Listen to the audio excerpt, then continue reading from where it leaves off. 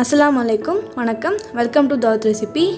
நம்ம இன்றைக்கி ஒரு ரொம்பவே டேஸ்டியான ரெசிபி தான் பார்க்க போகிறோம். பீர்க்கங்காய் மட்டன் கிரேவி எப்படி பண்ணுறதுன்னு பார்க்குறதுக்கு முன்னாடி நீங்கள் இன்னும் என் சேனலுக்கு சப்ஸ்கிரைப் பண்ணால் சப்ஸ்கிரைப் பண்ணிவிடுங்க. அப்போ தான் நான் போட போகிற வீடியோ உங்களால் மிஸ் பண்ணாமல் பார்க்க முடியும். அது மட்டும் இல்லாமல் லாஸ்ட் வரைக்கும் வீடியோ ஸ்கிப் பண்ணாமல் பாருங்கள். வாங்க இப்போ வீடியோக்குள்ளே போகலாம். நான் இன்றைக்கி 1/2 கிலோ அளவுக்கு பீர்க்கங்காய் எடுத்திருக்கேன்.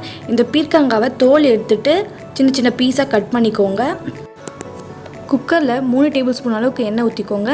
எண்ணெய் நல்லா சூடானதும் 2 பட்டை 1 கிராம்பு சேர்த்துக்கோங்க. நல்லா வெடிக்கட்டும். இது கூட 2 பொடுசாக கட் பண்ணி வச்சுருக்க வெங்காயத்தை சேர்த்துடலாம். வெங்காயம் நல்லா பொன்னிறம் ஆகிற வரைக்கும் நல்லா வதக்கிக்கோங்க.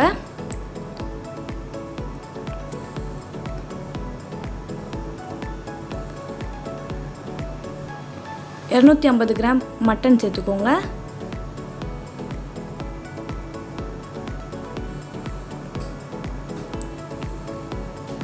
மட்டனோட ரா ஸ்மெல் போகிற வரைக்கும் நல்லா குக் பண்ணிக்கோங்க.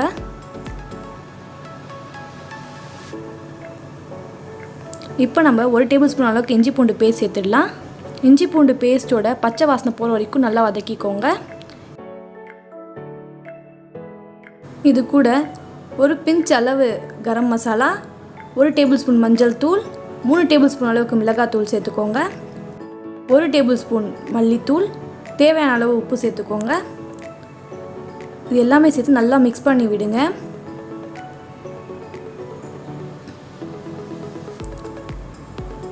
மசாலாவோட பச்சை வாசனை போகிற வரைக்கும் நல்லா குக் பண்ணிக்கோங்க.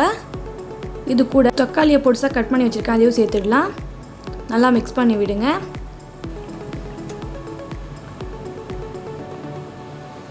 ஒரு பிடி கொத்தமல்லி இலை சேர்த்துக்கோங்க.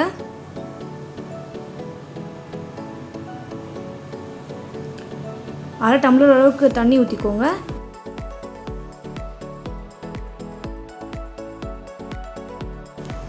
இந்த மட்டனை ஃபஸ்ட்டு நம்ம குக் பண்ணிடலாம்.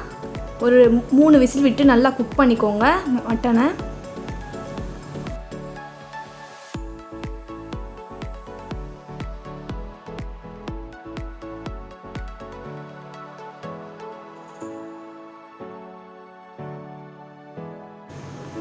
இப்போ மட்டன் நல்லா வெந்துடுச்சு.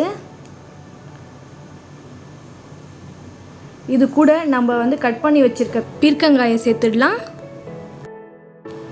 இந்த பீர்க்கங்காயை மட்டனோட மசாலாவில் நல்லா கோட் ஆகுற மாதிரி நல்லா மிக்ஸ் பண்ணி விடுங்க.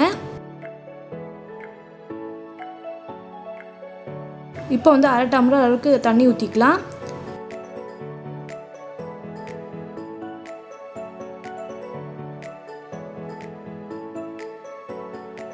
இப்போ இந்த பீர்க்கங்காயை ஒரு 2 விசில் விட்டுடுங்க.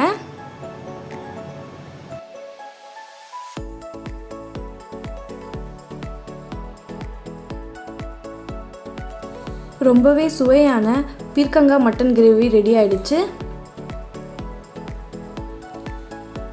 பாருங்கள், ரொம்பவே நல்லா வந்திருக்கு. எப்படி வந்திருக்குன்னு பாருங்கள். டேஸ்ட் ரொம்ப நல்லா இருக்கும். இதை நீங்கள் தோசை, சப்பாத்தி, சாதம் இது கூட சாப்பிடலாம். ரொம்பவே டேஸ்ட்டாக இருக்கும். குழந்தைங்களும் ரொம்ப விரும்பி சாப்பிடுவாங்க இந்த மாதிரி செஞ்சு கொடுத்தா. இந்த வீடியோ உங்களுக்கு பிடிச்சிருக்கும் நான் நம்புகிறேன். இந்த வீடியோ உங்களுக்கு பிடிச்சிருந்தா மறக்காமல் தாவத் ரெசிபி சேனலுக்கு லைக், ஷேர், கமெண்ட் பண்ணுங்கள், சப்ஸ்கிரைப் பண்ணுங்கள். தேங்க்யூ ஃபார் வாட்சிங். மீண்டும் சந்திப்போம்.